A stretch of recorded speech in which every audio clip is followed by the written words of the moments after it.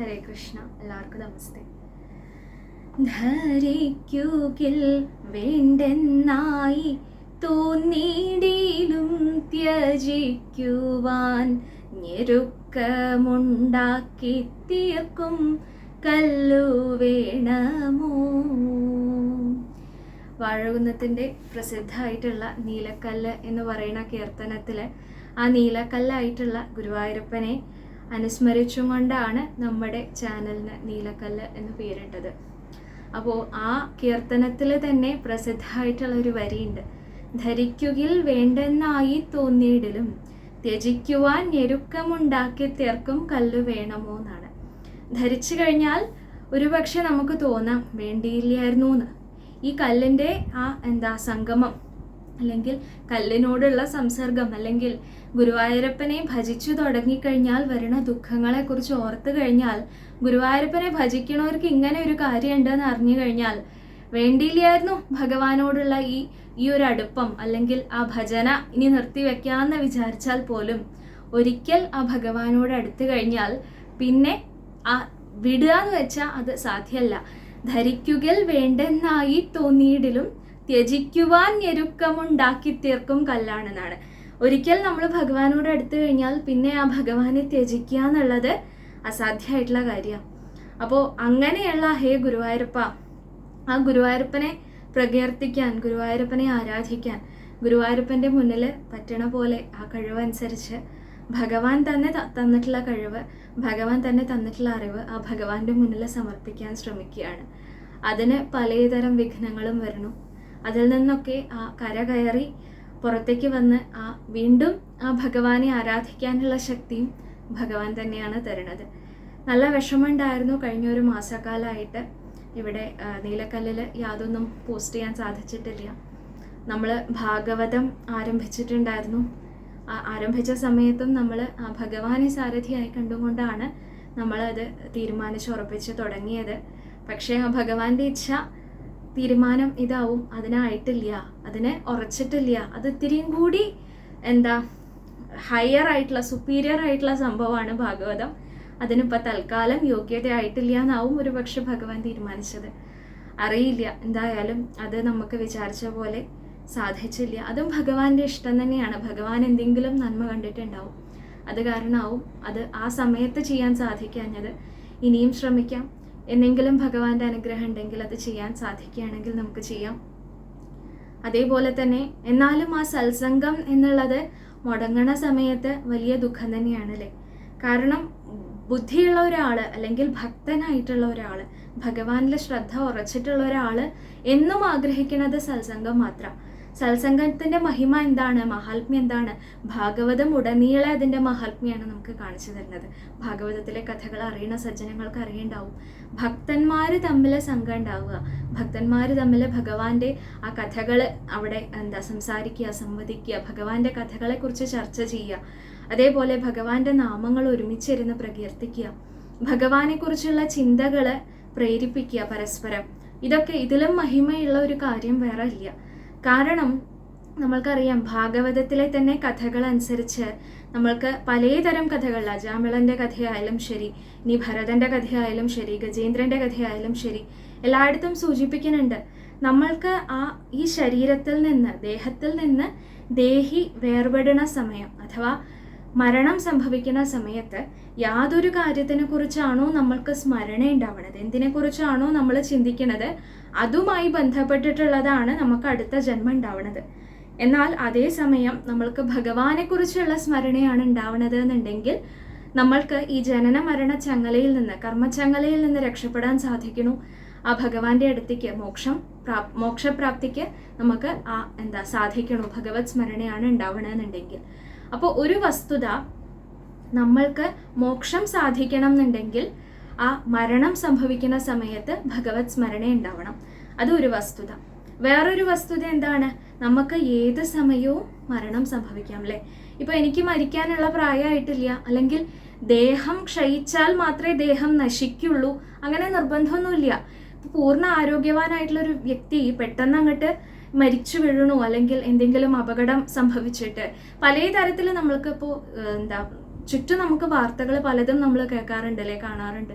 അപ്പോൾ മരണത്തിന് നമുക്ക് കൃത്യമായിട്ടൊരു സമയം പറയാനും സാധിക്കില്ല. അപ്പം 2 വസ്തുതകളാണ് നമ്മളുടെ മുന്നിലുള്ളത്. ഒന്ന്, മരിക്കുന്ന സമയത്ത് ഭഗവത് സ്മരണ ഉണ്ടെങ്കിലേ നമുക്ക് മോക്ഷം സാധിക്കുള്ളൂ. 2, എപ്പോഴാണ് നമ്മൾക്ക് മരണം സംഭവിക്കുക എന്നുള്ളത് അറിയില്ല. ഇങ്ങനെയുള്ള ഈ 2 വസ്തുതകളും കൂടി കൂട്ടി വായിക്കുന്ന സമയത്ത് നമുക്ക് മനസ്സിലാവുന്നത് എന്താ, സദാസമയവും ഭഗവത് സ്മരണ ഉണ്ടെന്നുണ്ടെങ്കിൽ നമ്മൾക്ക് മരണസമയത്തും സ്വാഭാവികമായിട്ടും ആ ഭഗവത് സ്മരണ ഉണ്ടാവും. അതുകൊണ്ട് തന്നെ നമുക്ക് മോക്ഷം സാധിക്കുകയും ചെയ്യും. അപ്പോൾ സദാസമയവും ഭഗവത് സ്മരണ ഉണ്ടാവണം. നമ്മുടെ ഹൃദയത്തിൽ ഭഗവാൻ വസിക്കണം, അല്ലെ? ഭഗവാൻ നമ്മുടെ ഹൃദയത്തിൽ കുടിയിരിക്കുന്ന സമയത്തെ നമുക്ക് ഭഗവാനെ കുറിച്ചുള്ള ചിന്തകൾ വരുള്ളൂ. പക്ഷെ നമ്മുടെ മനസ്സെങ്ങനെയാ? അവിടെ ഇല്ലാത്ത സാധനങ്ങളൊന്നുമില്ല. എന്തൊക്കെയാ? കാമം, ക്രോധം, ലോഭം, മോഹം, മതം, മത്സര്യം എന്ന് പറഞ്ഞിട്ട് അനേകം വിഷങ്ങൾ നമ്മുടെ മനസ്സിലുണ്ട്, അല്ലേ? അപ്പോൾ അങ്ങനെയുള്ള വിഷങ്ങൾ, അത്രയും അശുദ്ധിയുള്ള ഒരു സ്ഥാനത്ത് ഭഗവാനെ ഇരുത്താൻ പറ്റുമോ? പറ്റില്ല. അപ്പോൾ നമ്മളിപ്പോൾ ക്ഷേത്രത്തിലായാലും ശരി, ആ സ്ഥലശുദ്ധി വരുത്തിയതിന് ശേഷമാണ് ബിംബപ്രതിഷ്ഠ നടത്താറ്. അപ്പോൾ ആ ഹൃദയത്തിലായാലും ശരി, ക്ഷേത്രത്തിലായാലും ശരി, ഭഗവാനെ സ്ഥാപിക്കണം എന്നുണ്ടെന്നുണ്ടെങ്കിൽ ആദ്യം ആ സ്ഥലം ശുദ്ധമാവണം. അപ്പം ഈ പറഞ്ഞിട്ടുള്ള വികാരങ്ങൾ, വിഷങ്ങൾ, അശുദ്ധികൾ വെച്ചിട്ട് ഭഗവാനെ ഒരിക്കലും പ്രതിഷ്ഠിക്കാൻ സാധിക്കില്ല. അപ്പോൾ ഈ പറയുന്ന വികാരങ്ങളിൽ നിന്ന് മോചനം വേണം, അല്ലെങ്കിൽ അവയൊക്കെ നിലയ്ക്ക് നിർത്താൻ നമുക്ക് സാധിക്കണം. അതിനെന്താണ് വേണ്ടത്? ആ സ്ഥലശുദ്ധിക്ക് ഉപയോഗിക്കേണ്ട സാധനം എന്ന് പറയുന്നതാണ് നാമം. നാമജപം കൊണ്ട് മാത്രമേ ഭഗവാനെ നമുക്ക് നമ്മുടെ മനസ്സിനെ നമുക്ക് ശുദ്ധീകരിക്കാൻ സാധിക്കുള്ളൂ. ഇപ്പൊ നോക്കൂ, ഒരു ഭക്തരെ സംബന്ധിച്ച് പറയുകയാണെങ്കിൽ എത്ര വലിയ ദുഃഖം വന്നാലും ശരി, എത്ര വലിയ ദുരിതം വന്നാലും ശരി, ആ ഭഗവാന്റെ നാമം ജപിക്കുന്ന സമയത്ത്, അത് സദാ നാവലിങ്ങനെ ജപിച്ചുകൊണ്ടിരിക്കുന്ന സമയത്ത് ചിലപ്പോൾ നമ്മൾ പൊട്ടിക്കരഞ്ഞു പോവും. നമ്മുടെ സങ്കടം ഓർത്തിട്ട് ഭഗവാൻ എന്തിനേ നമുക്ക് ഇങ്ങനെ ഒരു ദുഃഖം തന്നെന്ന് വിചാരിച്ച് നമ്മൾ കരഞ്ഞു പോവും. ചിലപ്പോൾ നമുക്ക് ഭഗവാനോട് പരിഭവം തോന്നും, അല്ലേ? ഞാൻ ഇത്രയൊക്കെ നാമം ജപിച്ചിട്ടും ഇത്രയൊക്കെ സൽക്കർമ്മങ്ങൾ ചെയ്തിട്ടും എന്തേ എനിക്ക് ഇങ്ങനെ ഒരു ദുഃഖം വരാൻ കാരണം എന്ന് ചിലപ്പോൾ നമുക്ക് മനസ്സിൽ തോന്നും. പക്ഷെ ഇങ്ങനെയൊക്കെ ആണെങ്കിലും അതൊക്കെ ഉണ്ടായും കൊണ്ടും നമ്മൾ ആ നാമജപം തുടർന്നും കൊണ്ട് നമ്മുടെ മനസ്സിനെ എന്ത് വന്നാലും ശരി നാമം താൻ ജപിക്കും എന്നുള്ള രീതിയിൽ അതൊരു ശീലമായും കൊണ്ട് തന്നെയാണ് പറയണത്. കുട്ടിക്കാലത്തെ അത് ശീലിച്ച് വരണം എന്ന്. ഒരു കുട്ടിക്കാലം മുതലേ ആ സ്ഥിരമായിട്ട് ആ നാമജപം ഒരു ശീലമായിട്ടുള്ള ഒരു വ്യക്തിക്കാണെങ്കിൽ എത്ര വലിയ ദുരിതം വന്നാലും ശരി, ക്രമേണ ഇങ്ങനെയൊക്കെയുള്ള വികാരങ്ങൾ മനസ്സിക്ക് വന്നാലും വിഷമങ്ങൾ മനസ്സിക്ക് വന്നാലും ആ മനസ്സിൽ മാത്രമേ ശാന്തി ഉണ്ടാവുള്ളൂ എന്ന്. ആ മനസ്സിൽ മാത്രമേ ഒരു പാകത വരുള്ളൂ, ഒരു സ്ഥിരത വരുള്ളൂ. മനസ്സ് ഏത് സമയവും ചഞ്ചലാണ്. മനസ്സ് ഇപ്പം നമ്മളൊരു ജലാശയത്തിലേക്ക് ഒരു കല്ലെടുത്ത് എറിയുകയാണെങ്കിൽ നമ്മൾക്കറിയാം വട്ടത്തിൽ ഇങ്ങനെ റിപ്പിൾസ് വരുന്നത് കാണാൻ സാധിക്കും. ഈ ചിന്തകളാവണ കല്ലുകൾ കാരണം സദാ ഈ മനസ്സിങ്ങനെ റിപ്പിൾസ് വന്നുകൊണ്ടാണ് ഇരിക്കുന്നത്. അങ്ങനെയുള്ള മനസ്സിനെ ശാന്തമാക്കണമെങ്കിൽ, സ്ഥിരമാക്കണം എന്നുണ്ടെങ്കിൽ നമ്മൾക്ക് നാമജപം കൊണ്ട് മാത്രമേ സാധിക്കുള്ളൂ. അപ്പോൾ ഭഗവാനെ മനസ്സിൽ കണ്ടുകൊണ്ട് നാമം ജപിക്കുന്ന ഒരു വ്യക്തിയാണെങ്കിൽ എത്ര വിഷമമുണ്ട്, എത്ര ദുരിതമുണ്ട്, എത്ര ബുദ്ധിമുട്ടുണ്ട് എന്നുണ്ടെങ്കിലും, മനസ്സിൽ എത്ര അസ്വസ്ഥത ഉണ്ട് എന്നുണ്ടെങ്കിലും ആ നാമജപം കൊണ്ട് അവർക്ക് മനസ്സിനെ സ്ഥിരമാക്കാൻ സാധിക്കും, ശാന്തി കൈവരുത്താൻ സാധിക്കും എന്നർത്ഥം. അങ്ങനെ ആ നാമജപം കൊണ്ട് ശുദ്ധി വരുത്തുമ്പോഴേ ഭഗവാനെ നമ്മുടെ ഹൃദയത്തിലേക്ക് പ്രതിഷ്ഠിക്കാൻ സാധിക്കുള്ളൂ. ഭഗവാൻ ഹൃദയത്തിലേക്ക് വന്നാലേ ഭഗവാനെ കുറിച്ചുള്ള സ്മരണ ഉണ്ടാവുള്ളൂ. ഭഗവാനെ കുറിച്ചുള്ള സ്മരണ സദാസമയവും ഉണ്ടെങ്കിലേ നമുക്ക് നേരത്തെ പറഞ്ഞ പോലെ ഏത് സമയവും മരണം വന്നാലും ശരി നമുക്ക് മുക്തി സാധിക്കുള്ളൂ. അപ്പോൾ ഈ നാമജപത്തിന് അത്രയും മഹാത്മ്യം ഉണ്ടെന്നുണ്ടെങ്കിൽ നാമജപം ഒരു ഒറ്റയ്ക്കിരുന്ന് ചെല്ലണതിലും, അല്ലെങ്കിൽ നമുക്ക് പ്രേരണ എപ്പോഴാണ് ഉണ്ടാവുക? ഉച്ചത്തിൽ നാമം ജപിക്കാൻ എപ്പോഴാണ് പ്രേരണ ഉണ്ടാവുക? അപ്പോൾ നമ്മളൊക്കെ ഭക്തന്മാരാ, സജ്ജനങ്ങളാണ്. പക്ഷേ നമ്മളിപ്പോൾ ഒരു പബ്ലിക് പ്ലേസിൽ പോയി ഇപ്പോൾ ഒരു യാത്ര പോവുകയാണ്, എവിടെയെങ്കിലും ഒരു റെയിൽവേ സ്റ്റേഷനിലോ എവിടെയെങ്കിലും ആണെന്ന് വിചാരിക്കുക. അവിടെ പെട്ടെന്നൊരു വ്യക്തി സർവത്ര ഗോവിന്ദനാമ സങ്കീർത്തനം എന്ന് പറഞ്ഞാൽ അതിന് പറയേണ്ട മറുപടി ഗോവിന്ദ ഗോവിന്ദ എന്ന് ഉച്ചത്തിൽ നാമം ജപിക്കുകയാണെന്ന് നമുക്ക് അറിയാം. ഭക്തൻ അല്ലെങ്കിൽ ഈ ഭാഗവതമൊക്കെ കേട്ടിട്ടുള്ള ഒരാൾ എന്നുള്ള രീതിയിൽ നമുക്കത് അറിയാമെന്നുണ്ടെങ്കിലും അങ്ങനെ ഒരു സ്ഥലത്ത് നിന്ന് നമ്മൾ അത് ചെല്ലുമോ? നമുക്ക് മടി തോന്നൂലേ? എന്നാൽ അതേ സ്ഥാനത്ത് നമ്മളൊരു ക്ഷേത്രത്തിലാണ് ഭാഗവത സപ്താഹം നടന്നുകൊണ്ടിരിക്കുക. നമ്മളെപ്പോലെ തന്നെ അനേകം ഭക്തന്മാർ കൂടി നിൽക്കുന്ന സ്ഥലം.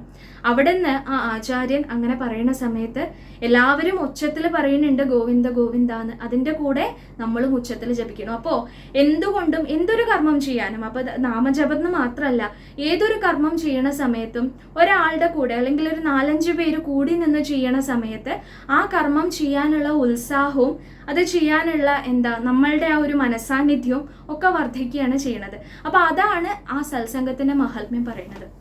നമ്മൾക്ക് നമ്മളെ പോലെ തന്നെ ഭഗവാനെ മനസ്സിൽ കൊണ്ടു നടക്കണ ഭക്തന്മാരെ കാണുന്ന സമയത്ത് ആ ഭഗവത് കഥകളെക്കുറിച്ച് സംസാരിക്കണു, ചർച്ച ചെയ്യണു, ആ ഭഗവാന്റെ ചിന്തകൾ പരസ്പരം പ്രേരിപ്പിക്കണു, അതേപോലെ തന്നെ ഭഗവാന്റെ നാമങ്ങൾ, കീർത്തനങ്ങൾ ഉച്ചത്തിൽ ഉറക്കെ ഒരുമിച്ച് ചെല്ലാൻ സാധിക്കണു. അപ്പോൾ അതാണ് സത്സംഗത്തിൻ്റെ മഹിമ.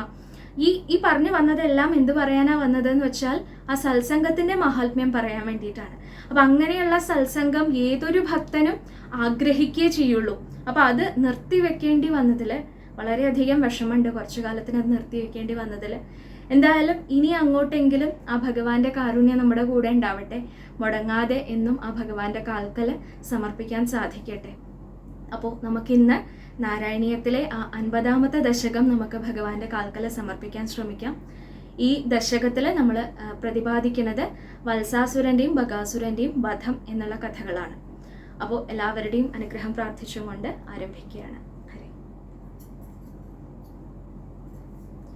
അഖിലാനപരാധാന്മേ ക്ഷമസ്വ കരുണാനിധേ പ്രസീദ മദ്ഗുരോ നാഥ ജനകായ നമോ നമഃ. നിൽക്കട്ടെ പെറ്റുനോവിൻ കഥ, രുചി കുറയും കാലമേറും ചടപ്പും പൊയ്ക്കോട്ടെ. കൂട്ടിടേണ്ട മലമതിലൊരു കൊല്ലം കിടക്കും കിടപ്പും, നോക്കുമ്പോൾ ഗർഭമാകും വലിയ ചുമടെടുക്കുന്നതിൻ കൂലി പോലും. തീർക്കാവല്ലെത്ര യോഗ്യൻ മകനും അതു നിലയ്ക്കുള്ളൊരമ്മേ തൊഴുന്നിൻ. വക്രതുണ്ട മഹാകായ സൂര്യകോടി സമപ്രഭ, നിർവിഘ്നം കുരു മേ ദേവ സർവകാര്യേഷു സർവദാ. ഗുരുവര കരുണാലേശമുണ്ടെന്നു വന്നാൽ ഒരുവനും ഒരു കാര്യം സാധ്യമല്ലാതെയുണ്ടോ. പരമതിലൊരു ദൈവം മറ്റെനിക്കില്ല പാർത്താൽ, പരമശിവനതാം ആചാര്യനെ കൈ തൊഴുന്നിൻ. ഓം ജനകായ നമ, ഓം ജനയിത്രേ നമ, ഓം ഗം ഗണപതയേ നമ, ഓം ഗും ഗുരുഭ്യോ നമ. ഹരേ ഗുരുവായൂരപ്പ. നാരായണീയം 50ാമത്തെ ദശകത്തിൽ ഇപ്പോൾ പറഞ്ഞ പോലെ വത്സാസുരൻ്റെയും ബകാസുരൻ്റെയും വധം ആണ് പ്രതിപാദിക്കുന്നത്. നമ്മൾ 49ാമത്തെ ദശകത്തിൽ വൃന്ദാവന പ്രവേശം ആണ് കണ്ടത്. അറിയാം, ഗോകുലത്തിലെ പലതരം ദുർനിമിത്തങ്ങളൊക്കെ കണ്ട് വന്ന കാരണം ആ മുതിർന്ന ഗോപന്മാരെല്ലാവരും കൂടി തീരുമാനിച്ചിട്ട് ഈ സ്ഥലം എന്തുകൊണ്ടോ ശുഭമല്ല എന്നുള്ളൊരു രീതിയിൽ അടുത്ത് തന്നെ വളരെ മനോഹരമായിട്ടുള്ള ഒരു കാട്ടുപ്രദേശമുണ്ട്. അവിടെ ചെന്ന് കഴിഞ്ഞാൽ മനുഷ്യർക്കായാലും ശരി, നമ്മളുടെ ആ പ്രധാന ഉപാധിയായിട്ടുള്ള ഗോക്കൾക്കായാലും ശരി, വർധന ഉണ്ടാവാൻ പാകത്തിന്, അവർക്കും അതേ നല്ല പുഷ്ടി ഉണ്ടാവാൻ പാകത്തിന് അത്രയും നല്ല കാട്ടുപ്രദേശമാണ് വൃന്ദാവനം എന്ന് പറയുന്ന സ്ഥലം. അപ്പോൾ അവിടേക്ക് പോകാമെന്ന് തീരുമാനിച്ച് അങ്ങനെ ഗുരുവായൂരപ്പൻ തൻ്റെ വീട് ഷിഫ്റ്റ് ചെയ്തതാണ്. ഗോകുലത്തിൽ നിന്ന് വൃന്ദാവനത്തിലേക്ക് ഭഗവാൻ ഷിഫ്റ്റ് ചെയ്തു. അങ്ങനെ വൃന്ദാവനത്തിലെത്തിയപ്പോഴേക്കും ഭഗവാൻ കുറച്ച് വലിയ കുട്ടിയായിട്ടുണ്ട്. അപ്പോൾ അതിനനുസരിച്ച് ഇവിടെ പറയുന്നുണ്ട്, ഏട്ടനായിട്ടുള്ള ബലരാമൻ്റെ കൂടെ കാട്ടിലൊക്കെ ആ ഇടയ കുട്ടികളുടെ കൂടെ പശുക്കിടാങ്ങളെ മേച്ച് നടക്കാൻ അത്രയും താല്പര്യത്തോടു കൂടി പുറപ്പെട്ടു എന്നാ. കഴിഞ്ഞ ദശകത്തിൽ നമ്മൾ പറഞ്ഞു, ഭഗവാന് ഈ പൈക്കളെയൊക്കെ മേച്ച് നടക്കാനുള്ള താല്പര്യം വളരെയധികം ഉണ്ടായി വൃന്ദാവനത്തിലെ ആ കാട്ടുപ്രദേശമൊക്കെ കണ്ടപ്പോൾ. അങ്ങനെ ഇവിടെ പറയുന്നുണ്ട്, ആ വളരെയധികം മനോഹരമായിട്ടുള്ള വൃന്ദാവനം. അവിടെ പറയുന്നു, ആ വണ്ടുകളൊക്കെ ഉണ്ട്, അതേപോലെ അനേകം സുന്ദരങ്ങളായിട്ടുള്ള വണ്ടുണ്ട് എന്ന് പറഞ്ഞാൽ തന്നെ അനേകം പുഷ്പങ്ങളുണ്ട് എന്നാണ് അർത്ഥം. നല്ല സുഗന്ധമുള്ള പുഷ്പങ്ങളുണ്ട്. അതേപോലെ നല്ലോണം ആ പച്ചപ്പൊക്കെ ഉള്ള ആ കാട്, വളരെയധികം ഭംഗിയുള്ള നദികൾ, യമുനാ നദി മുതലായിട്ടുള്ള നദികളെല്ലാം ഉള്ള ആ വൃന്ദാവനത്തിൽ ആ ബലഭദ്രസ്വാമിയോടുകൂടി, ഏട്ടനായിട്ടുള്ള ബലഭദ്രസ്വാമിയോടുകൂടി മറ്റുള്ള ഇടയ കുട്ടികളുടെയും കൂടെ ആ ഭഗവാൻ അവിടെ പശുക്കിടാങ്ങളെയൊക്കെ മേച്ചും കൊണ്ട് നടക്കാൻ തുടങ്ങി. അങ്ങനെയുള്ള ഭഗവാന്റെ കമനീയ സ്വരൂപത്തിനെ വർണ്ണിച്ചുകൊണ്ടാണ് ആദ്യത്തെ ശ്ലോകം പറയുന്നത്. അത് കഴിഞ്ഞ് പറയണു അങ്ങനെ ആ നടക്കണ കാലത്ത് എന്താ വൃന്ദാവനത്തിലൂടെ അത് പുല്ലിന്റെ കാര്യം പറയുന്നുണ്ട്, മരങ്ങളുടെ കാര്യം പറയുന്നുണ്ട്, പുഷ്പങ്ങളുടെ കാര്യം പറയുന്നുണ്ട്, നദികളുടെ കാര്യം പറയുന്നുണ്ട്. വീണ്ടും വീണ്ടും ആ കവി ആ പ്രകൃതി ഭംഗിയെ അവിടെ വർണ്ണിക്കുന്നുണ്ട്. അങ്ങനെയുള്ള ആ വൃന്ദാവനത്തില് ഇതിനൊക്കെ ആ മോടി കൂട്ടാൻ വേണ്ടിയിട്ട് ഭഗവാന്റെ ഗംഭീരായിട്ടുള്ള മുരളീനാദവും കൂടി ഉണ്ടെന്നാ. ആ ഗോവർദ്ധനത്തിന്റെ മുകളിൽ കൂടിയും അതേപോലെ ആ കുളിർക്കാറ്റ് വീശണ യമുനാ നദിയുടെ തീരത്തൊക്കെ ഭഗവാൻ ആ പുല്ലാങ്കുഴൽ ഊതിയും കൊണ്ട് ഇടയക്കുട്ടികളുടെ കൂടെ നടക്കുന്ന സമയത്ത് ആ പ്രകൃതി മുഴുവൻ അങ്ങോട്ട് സന്തോഷിച്ചു എന്നാണ് പറയണത്. എങ്ങനെയാ സന്തോഷിക്കാതിരിക്കുക? കാരണം ഭഗവാന്റെ കാലുകളാണ് ആ വൃന്ദാവനത്തിൽ ഉടനീളെ. ഭഗവാൻ ഓടി നടന്നും കൊണ്ട് എങ്ങനെയുള്ള കാലുകളാ ഈ കാലുകള്? ആ ലക്ഷ്മി ദേവിയുടെ കയ്യിലുള്ള അംബുജം തലോടിക്കൊണ്ടിരിക്കണ ആ കാലുകള്, അങ്ങനെയുള്ള കാലുകൾ. ലക്ഷ്മി ദേവി എന്ന് പറഞ്ഞാൽ ആരാ? ഐശ്വര്യത്തിന്റെ ദേവതയാണ് അല്ലെ. അപ്പൊ അങ്ങനെയുള്ള ആ കാലുകൾ വൃന്ദാവനത്തിൽ വന്ന് പതിഞ്ഞതും പ്രകൃതി മുഴുവൻ അങ്ങോട്ട് സമ്പൽ സമ്പൂരിതം, അങ്ങോട്ട് സമ്പത്ത് വർദ്ധിച്ചും കൊണ്ട്, ആ പ്രകൃതിയുടെ ആ പുഷ്ടി വർദ്ധിച്ചും കൊണ്ട് ഇത്രയും മനോഹരമായൊരു ഭൂപ്രദേശം ഇനി സ്വർഗലോകത്തിനേക്കാളും സൗന്ദര്യം എന്ന് വേണമെങ്കിൽ പറയാം. അത്രയ്ക്ക് ഭംഗിയുള്ള ആ വൃന്ദാവന പ്രദേശം. അതിന് ഭംഗി കൂടിയില്ല, അതിന് ഐശ്വര്യം കൂടിയില്ല, പുഷ്ടി വർദ്ധിച്ചില്ല എന്നുണ്ടെങ്കിൽ അല്ലേ അത്ഭുതമുള്ളൂ ഗുരുവായൂരപ്പ എന്ന് വെൽപ്പത്തൂര് ചോദിക്കുകയാണ്. അങ്ങനെ ആ ഭഗവാന്റെ കാലുകൾ പതിഞ്ഞിട്ടുള്ള ആ വൃന്ദാവനം മാത്രോ ഭഗവാൻ അവിടെ പുല്ലാങ്കുഴൽ ഊതിയും കൊണ്ട് കാട്ടിലുള്ള മൃഗങ്ങളെയും പക്ഷികളെയും എല്ലാവരെയും ആനന്ദിപ്പിച്ചും കൊണ്ട്, ആ കൂടെ നടക്കുന്ന ബാലകന്മാരെയും അവിടെ ഗോപികമാരെയും എല്ലാവരെയും ആനന്ദിപ്പിച്ചും കൊണ്ട് ഭഗവാൻ അവിടെ ആ പുല്ലാങ്കുഴൽ ഊതിയും കൊണ്ട് നടക്കുന്ന സമയത്ത് ഒരു ദിവസം തൻ്റെ പൈക്കുട്ടികളുടെ ഇടയിൽ ഒരു പൈക്കിടാവിനെ, ഒരു പശുവിനെ കണ്ടുന്നാ. ആ പശുവിനെ കണ്ടപ്പോൾ തന്നെ ഭഗവാന് മനസ്സിലായി ഇതൊരു സാധാരണ പശുവല്ല, പശുവിന്റെ സ്വരൂപത്തിൽ വന്നിട്ടുള്ള ഒരു ദൈത്യനാണ്, ഒരു രാക്ഷസനാണ്, അസുരനാണെന്ന് മനസ്സിലായി.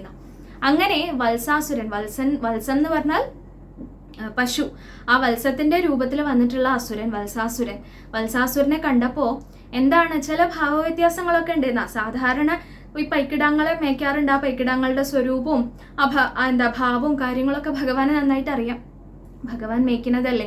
പക്ഷെ ഈ ഒരു ദൈത്യൻ മാത്രം വ്യത്യസ്തമായിട്ട് നിന്നൂന്ന. കാരണം ആ ശക്തിയേറിയ ആ അസുരൻ എങ്ങനെയാന്ന് വെച്ച് കഴിഞ്ഞാൽ ആ ഭാവവ്യത്യാസം പറയണത് എങ്ങനെയാ, അവിടെ ആ വാലുണ്ടല്ലോ, ആ വാല് ശക്തിയോടുകൂടി അങ്ങോട്ടും ഇങ്ങോട്ടും ഇങ്ങനെ ആട്ടുന്നുണ്ട്. അതേപോലെ തരം കിട്ടുമ്പോഴൊക്കെ എപ്പോഴാ ഭഗവാനെ ആക്രമിക്കാൻ സാധിക്കുക എന്നുള്ള മട്ടില് പെട്ടെന്ന് കഴുത്തൊന്ന് തിരിച്ച് ഭഗവാന്റെ നേർക്ക് ഇടയ്ക്കിടയ്ക്ക് ഒരു നോട്ടുണ്ട്. ഇതൊക്കെ കൂടി കണ്ടപ്പോ പിന്നെ ഭഗവാനല്ലേ, ആരാ എന്താന്ന് ഭഗവാന്റെ മുന്നിൽ ആർക്കെങ്കിലും മറിഞ്ഞു നിൽക്കാൻ സാധിക്കില്ല. അപ്പൊ ഭഗവാന്റെ മുന്നിൽ നമ്മൾക്കൊന്നും യാതൊന്നും മറയ്ക്കാനില്ല. നമ്മുടെ അസ്തിത്വം എന്താണോ അതും പ്രത്യക്ഷമായിട്ട് ഭഗവാന്റെ മുന്നിൽ കാണുന്നുണ്ട് അല്ലേ. നമ്മൾ വേറുള്ളവരുടെ മുന്നിൽ എങ്ങനെയൊക്കെ എന്തൊക്കെ മറച്ചു വെക്കാൻ ശ്രമിച്ചാലും ഭഗവാന്റെ മുന്നിൽ എല്ലാം സ്പഷ്ടമായിട്ടാണ്. അപ്പോൾ ആ വത്സാസുരനെ യാതൊരു സംശയവും കൂടാണ്ട് മറ്റുള്ള ഇടയക്കുട്ടികൾക്കൊന്നും അവിടെ സംശയം തോന്നിയില്ല എന്നുണ്ടെങ്കിലും ഭഗവാന് വ്യക്തമായിട്ട് മനസ്സിലായി ഇതാരാണെന്ന്. അപ്പൊ അങ്ങനെയുള്ള ആ വത്സാസുരനെ ഭഗവാൻ എന്ത് ചെയ്തു? ആ തന്നെ ആക്രമിക്കാൻ എന്നുള്ള രീതിയിൽ ഇടയ്ക്കിടയ്ക്ക് ഇങ്ങനെ നോക്കുന്നുണ്ടെന്ന് പറഞ്ഞല്ലോ. അപ്പൊ ഇങ്ങനെയുള്ള വത്സാസുരൻ ഈ മറ്റുള്ള ഗോപബാലന്മാർക്കും കൂടി ചിലപ്പോൾ അപകടം വരുത്തും. അപ്പൊ ആ അപകടം വരുത്താൻ പാടില്ല, തൻ്റെ ഭക്തന്മാർക്ക് താൻ എപ്പോഴും രക്ഷയായിട്ടുണ്ട് എന്നുള്ള ഭാവത്തില് ഈ വത്സാസുരനെ തരം കിട്ടിയപ്പോൾ എന്ത് ചെയ്തു? കാല് ചെന്ന് പിടിച്ചിട്ട് കണ്ടോ, ഭഗവാൻ തന്നെ ഇവിടെ പറയുന്നുണ്ട്, ഭഗവാന്റെ അടുത്തേക്ക് വന്നിട്ടുള്ള ഓരോ അസുരന്മാരും ഭഗവാനെ ശരണം പ്രാപിച്ച ഭക്തന്മാർ തന്നെയാണ്. സാധാരണ ഭക്തന്മാർ ഭഗവാന്റെ കാല പിടിക്കാറ്, ഇവിടെ ഭഗവാൻ തിരിച്ചും കാണിച്ചു തരണു, അതും വേണമെങ്കിൽ ചെയ്ത് കാണിച്ചു തരാന്നുള്ള മട്ടില് വത്സാസുരന്റെ കാല് പിടിച്ചിട്ട് പിന്നെന്താ ചെയ്തത്? ആ വത്സാസുരനെ വധിക്കാൻ വേണ്ടിയിട്ട് പണ്ട് ആ പരശുരാമനെ ആ ഉണ്ണിഗണേശ്വരൻ ചുഴറ്റിയ പോലെ ഈ വത്സാസുരനെ കാലുകൊണ്ട് പിടിച്ചിട്ട് ആകെ ആകാശത്തിൽ ചുഴറ്റിയും കൊണ്ട് പിന്നീട് മരിച്ചു എന്നറിഞ്ഞപ്പോൾ ഒരു മരത്തിന്റെ നേർക്കങ്ങോട്ട് വലിച്ചെറിഞ്ഞു എന്നാണ് പറയുന്നത്. അങ്ങനെ വത്സാസുരന്റെ കഥ അവിടെ കഴിക്കുന്നു. ഇങ്ങനെ വത്സാസുരനെ വധിച്ച സമയത്ത് അപ്പോൾ ജന്മനാ ദുഷ്ടനായിട്ടുള്ള ഈ അസുരൻ അദ്ദേഹം ആ ആകാശത്ത് നിന്ന് ഈ ഏത് മരത്തിന്റെ ഭാഗത്തേക്ക് എറിഞ്ഞു എന്ന് പറഞ്ഞല്ലോ. അപ്പൊ ആ ഭാഗത്തുള്ള മരങ്ങള് അതിൻ്റെയൊക്കെ മുകളിൽ കൂടെ ചെന്ന് വീണ സമയത്ത് അതൊക്കെ നിലം പതിച്ച് ആ കാടൊക്കെ ആ ഭാഗത്ത് നശിച്ചു. അങ്ങനെ നശിച്ച സമയത്ത് ഈ ഒരു ലീല കണ്ടുകൊണ്ട് ആകാശത്ത് ദേവന്മാരുണ്ടായിരുന്നു. ആ ദേവന്മാരെല്ലാം സന്തോഷത്തോടുകൂടി ഭഗവാന്റെ മേല് പുഷ്പവൃഷ്ടി നടത്തിയെന്ന. കാരണം ഈ അസുര നിഗ്രഹം ചെയ്തപ്പോൾ അതിൽ ആനന്ദിച്ചും കൊണ്ട് ദേവന്മാര് ആ ഭഗവാന്റെ നേർക്ക് പുഷ്പവൃഷ്ടി നടത്തി എന്നാണ് പറയണത്. ഇങ്ങനെ പുഷ്പവൃഷ്ടി നടത്തിയ സമയത്ത് എന്താ ഉണ്ടായത്? അപ്പോൾ ചുറ്റും പറഞ്ഞല്ലോ ഗോപബാലന്മാരുണ്ട്, കുട്ടികളാണ്, അവർക്കൊന്നും മനസ്സിലാവണില്ല. അപ്പൊ ഈ ഭഗവാന്റെ ശിരസിന്റെ മുകളിൽ ഇങ്ങനെ പുഷ്പങ്ങൾ വീണ കണ്ടപ്പോ ഇതെന്താന്ന് അവർക്ക് മനസ്സിലായില്ല. അപ്പൊ അവര് ചോദിച്ചു, ഇതെന്താ കൃഷ്ണ ഇങ്ങനെ എന്ന് ചോദിച്ച സമയത്ത് ഭഗവാൻ അവിടെ സ്വന്തം താൻ ആരാണെന്നുള്ളത് അവിടെ പറയണില്ല, അല്ലെങ്കിൽ തൻ്റെ ശക്തി എന്താണെന്ന് അവിടെ പ്രദർശിപ്പിക്കാതെ ഭഗവാൻ പറയാണ്, ഇപ്പൊ അവിടുന്ന് മരങ്ങളൊക്കെ വീഴണത് കണ്ടില്ലേ പെട്ടെന്നൊരു ശബ്ദത്തോടു കൂടി, അപ്പൊ അതിന്റെ മുകളിലുള്ള പുഷ്പങ്ങളൊക്കെ എൻ്റെ നേർക്ക് വന്ന് വീണൂന്നേ ഉള്ളൂ എന്നുള്ള ഭാവത്തില് ഭഗവാൻ അവിടെ ഒരു കാപട്യം കാണിച്ചു എന്നാ. ഇതിന്റെ ഒരു അന്വയാർത്ഥം, അല്ലെങ്കിൽ ഇതിന്റെ പിന്നിൽ നമുക്ക് മനസ്സിലാക്കാൻ പറ്റുന്ന ഒരു പാഠം എന്താ? ശരിക്കും ശക്തിയുള്ള ആൾക്കാര്, അല്ലെങ്കിൽ അറിവുള്ള ആൾക്കാര്, ബുദ്ധിയുള്ള ആൾക്കാര് ഒരിക്കലും അവരവരുടെ ബുദ്ധി അല്ലെങ്കിൽ ശക്തി പ്രദർശിപ്പിക്കാൻ നോക്കുകയല്ല ചെയ്യുക. മുൻപിൽ നിൽക്കുന്ന ആൾക്കാരുടെ നേർക്ക് ഈ ബുദ്ധിയോ ശക്തിയോ പ്രദർശിപ്പിക്കാൻ നോക്കുകയല്ല ചെയ്യുക. നേരെ മറിച്ച് ആ ബുദ്ധിയോണ്ടോ ശക്തിയോണ്ടോ അവരെ സംരക്ഷിക്കാൻ നോക്കുകയാണ് ചെയ്യുക. യഥാർത്ഥത്തില് ആ കഴിവോ അറിവോ ഉള്ള ആൾക്കാർ അങ്ങനെയാണ് ചെയ്യാന്നാണ് കാണിക്കുന്നത്. അല്ലാണ്ട് അവനവന്റെ ശക്തിയോ അല്ലെങ്കിൽ അവനവന്റെ ബുദ്ധിയോ മറ്റുള്ളവരുടെ മുന്നിൽ പ്രദർശിപ്പിച്ച് അതിനെ ഒരു കേമത്തമാക്കി കാണിക്കുക എന്നുള്ള മട്ടല്ല ശരിക്കും വിവേകമുള്ള വ്യക്തികൾ ചെയ്യാന്നുള്ളതും കൂടി ഇതിൽ നിന്ന് നമുക്ക് മനസ്സിലാക്കാം. അല്ലെങ്കിൽ ഇപ്പൊ ഭഗവാന് പറയാം, ഞാൻ ഇന്ന ആളാണ്, ഞാൻ മഹാവിഷ്ണുവിന്റെ അവതാരമാണ്, എനിക്ക് ഇത്ര ശക്തിയുണ്ട്, കാര്യങ്ങളൊക്കെ പറഞ്ഞ് ഈ ദേവന്മാരാണ് ഇപ്പൊ പുഷ്പവൃഷ്ടി നടത്തിയെന്നൊക്കെ വേണമെങ്കിൽ പറയാൻ പറ്റും. ആ ഉണ്ണികൾക്കാണെങ്കിൽ ഒന്നും മനസ്സിലാവൂല, അത്ര ചെറിയ പ്രായത്തിലുള്ള കുട്ടികളാണ്. അപ്പൊ അവർക്കൊന്നും മനസ്സിലാവൂല. ഭഗവാന് വേണമെങ്കിൽ ഇത് പറയാം, ഭഗവാന് തന്റെ കേമത്തം വേണമെങ്കിൽ പറഞ്ഞു നടക്കാം. പക്ഷെ ഭഗവാൻ അതല്ല അവിടെ ചെയ്യണത്. അതെന്തോ പ്രകൃതി പെട്ടെന്ന് ആ മരങ്ങൾ വീണ സമയത്ത് പൂക്കൾ എൻ്റെ നേർക്ക് വീണൂന്നേ ഉള്ളൂ, ഇതിലിപ്പോൾ അത്ഭുതപ്പെടാനൊന്നുമില്ല എന്നുള്ള മട്ടില് ഇവിടെ ഒന്നും സംഭവിച്ചിട്ടില്ല എന്നുള്ള രീതിയിൽ ഭഗവാൻ അവിടെ നിന്നു കൊടുക്കുക ചെയ്തത്. അപ്പൊ അത് നമ്മൾ ശ്രദ്ധിക്കുക, നമ്മുടെ മനസ്സിലേക്ക് ഓർക്കുക, ഇതിന്റെ പിന്നിലുള്ള ഈ ഒരു വലിയ പാഠം മനസ്സിലേക്ക് ഓർക്കുക. എന്തായാലും അത് കഴിഞ്ഞിട്ടാണ് ബകാസുരന്റെ കഥ പറയുന്നത്. കൊടും വേനലുള്ള ഒരു സമയത്ത് ദാഹം കൊണ്ട് ആ ഗോപബാലന്മാരും ഭഗവാനും എല്ലാവരും കൂടി ആ നദിയുടെ അടുത്ത് വന്നിട്ട് വെള്ളം കുടിക്കാൻ പുറപ്പെടുന്ന സമയത്ത് പെട്ടെന്ന് അവിടെ ആ നദിയുടെ കരയില് ഒരു കൂറ്റൻ കൊറ്റിയെ കണ്ടു എന്നാ പറയണത്. കൊറ്റി എന്ന് പറഞ്ഞാൽ അതിന്റെ ചിറകിന്റെ വലുപ്പം കണ്ടു കഴിഞ്ഞാൽ, പണ്ട് ഈ പുരാണങ്ങളിൽ ഒരു കഥ പറയും, ദേവേന്ദ്രൻ ഈ പണ്ടൊക്കെ പർവ്വതങ്ങൾക്ക് ചിറകുണ്ടായിരുന്നു എന്നാണ് പറയുക. അപ്പൊ ദേവേന്ദ്രൻ വെട്ടി വീഴ്ത്തിയതാണ് ഈ ചിറകുകൾ എന്നാണ് കഥ പിന്നീട് ഒരു അവസരത്തിൽ അനുസ്മരിക്കാം. എന്തായാലും അങ്ങനെ ആ കൈലാസശൈലം കൈലാസ പർവ്വതം അവിടെ ചിറകുകളോടുകൂടി നിൽക്കുകയാണോ എന്നുള്ള മട്ടില് അത്രയും കൂറ്റനായിട്ടുള്ള ഒരു പക്ഷി, അത്ര വലിയൊരു കൊറ്റി, അത്ര ഭയങ്കര സ്വരൂപത്തോടു കൂടി ഒരു പക്ഷി അവിടെ നിൽക്കണത് കണ്ടു എന്നാ. അപ്പൊ ഇങ്ങനെ നിൽക്കണത് കണ്ടപ്പോ ഗോപന്മാര് അത് അവര് വെള്ളം കുടിക്കാൻ വന്നതാണ്, ഭഗവാനും അതിനെ കാര്യമായിട്ട് എടുത്തില്ല. അപ്പൊ അവരവിടെ വെള്ളം കുടിക്കാൻ എന്നുള്ള മട്ടിൽ മുന്നോട്ട് പോയപ്പോ ഈ തക്കത്തില് ആ ഭഗവാനും കൂട്ടത്തിലുണ്ടെന്ന് മനസ്സിലാക്കിയിട്ട് ഈ ബകാസുരൻ എന്ത് ചെയ്തു? ആ ഭഗവാനെ പെട്ടെന്ന് അങ്ങോട്ട് കൊത്തിയെടുത്തു എന്നാ പറയണേ. കൊത്തിയെടുത്തിട്ട് അപ്പൊ തന്നെ ഭഗവാനെ അങ്ങോട്ട് വിഴുങ്ങിയപ്പോ അത് കഴിഞ്ഞപ്പോഴാണ് മനസ്സിലായത് അബദ്ധമായിന്ന്. കാരണം ആ ചുട്ടുപൊള്ളണ അഗ്നിയുടെ ആ ഒരു ഭാവം അദ്ദേഹത്തിന്റെ ആ കണ്ഠത്തിൽ ഉണ്ടായിട്ടുണ്ടാവണം. എന്തായാലും അപ്പൊ തന്നെ പുറത്തേക്ക് തന്നെ തള്ളി, ആ ഭഗവാനെ പുറത്തേക്ക് തന്നെ തള്ളി. എന്നിട്ട് തന്റെ കൊക്കൊണ്ട് ആ ഭഗവാനെ ആദ്യം കീറുക എന്നുള്ള മട്ടില് ഭഗവാന്റെ നേർക്ക് ചെന്നപ്പോ യാതൊരു സംശയമില്ല, ഇതിനു മുൻപ് എത്രയോ ദൈത്യന്മാര് വന്നിട്ടും അതേപോലെ തന്നെ ഇതിനു മുൻപുള്ള അവതാരങ്ങളിലും ദൈത്യവധം വളരെ സുഖമായിട്ട് ചെയ്തിട്ടുള്ള ഭഗവാന് ഇതാണോ ഇത്ര ബുദ്ധിമുട്ടുള്ള കാര്യം? ഭഗവാൻ എന്ത് ചെയ്തു? ആ കൊക്കിന്റെ 2 ഭാഗങ്ങളും കൂടി കയ്യിലങ്ങോട്ട് പിടിച്ച് വലിച്ചിട്ട് ആ ബകനെ അവിടെ വധിക്കുകയാണ് ചെയ്യുന്നത്. അങ്ങനെ വധിച്ച സമയത്ത് യമപുരിയിലേക്ക് എത്തിയ ആ ബകൻ, ഇവിടെ മേൽപ്പത്തൂരിന്റെ ഗംഭീരമായിട്ടുള്ള ഒരു പ്രയോഗം എന്താണ് പറയുന്നത്? ഈ ബകന്റെ ജ്യേഷ്ഠത്തിയാണ് അത്രേ പൂതന. അപ്പൊ ആ പൂതനെ നേരിട്ട് പോയിട്ട് കണ്ടിട്ട് വർത്തമാനങ്ങൾ പറയാന്നുള്ള മട്ടിലോ, അതോ അനുജനായിട്ടുള്ള അഘാസുരന്റെ വരവ് കാത്തിരിക്കുക, ആദ്യം ചെന്നിട്ട് വരവ് കാത്തിരിക്കുക എന്നുള്ള മട്ടിലോ എന്തോന്നറിയില്ല, ആ യമപുരിയിലേക്ക് ബകൻ എത്തിന. അങ്ങനെ ആ എത്തിയ ബകനെ അവിടെ എത്തിച്ച ശേഷം ഇതേപോലെ തന്നെ വത്സാസുരന്റെ കഥ പറഞ്ഞ പോലെ തന്നെ ദേവന്മാര് വീണ്ടും അവിടെ പുഷ്പവൃഷ്ടി നടത്തുന്നു. ഭഗവാൻ അത് സ്വീകരിച്ചും കൊണ്ട് വൃന്ദാവനത്തിൽ നിന്ന് തിരിച്ച് വീട്ടിലേക്ക് പോയി എന്നാണ് പറയുന്നത്. ഇങ്ങനെയുള്ള ആ ഗുരുവായൂരപ്പൻ, എങ്ങനെയുള്ള ഗുരുവായൂരപ്പനാണ്? ആ വൃന്ദാവനത്തിലെ ലീലകള് അവസാനിക്കണില്ല. എത്ര പറഞ്ഞാലും ഭക്തന്മാർക്ക് മതിയാവാത്ത ലീലകളാണ്. ഗോപസ്ത്രീകള് ഭഗവാന്റെ ആ മുരളീനാഥം കേൾക്കുമ്പോഴേക്കും സ്വന്തം വീട്ടിലെ ജോലികളൊക്കെ അവിടെ വിട്ടുകൊണ്ട് ഭഗവാനെ തെരഞ്ഞു നടക്കാൻ തുടങ്ങുന്നു.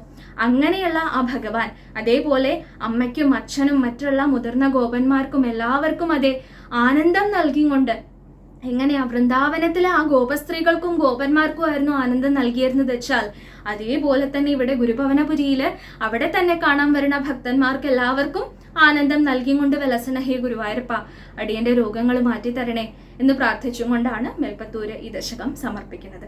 അപ്പോൾ നമുക്കും ഈ ദശകം ചൊല്ലിയും കൊണ്ട് ഭഗവാന്റെ കാൽക്കൽ സമർപ്പിക്കാൻ ശ്രമിക്കാം. എല്ലാവരും അനുഗ്രഹിക്കും. ഓം നമോ ഭഗവതേ വാസുദേവായ. ഓം നമോ നാരായണായ. തരളമധുകൃദ്വൃന്ദേ വൃന്ദാവനേ അഥ മനോഹരേ പശുപശിശുഭിः സാകം വത്സാനുപാലനലോലുപ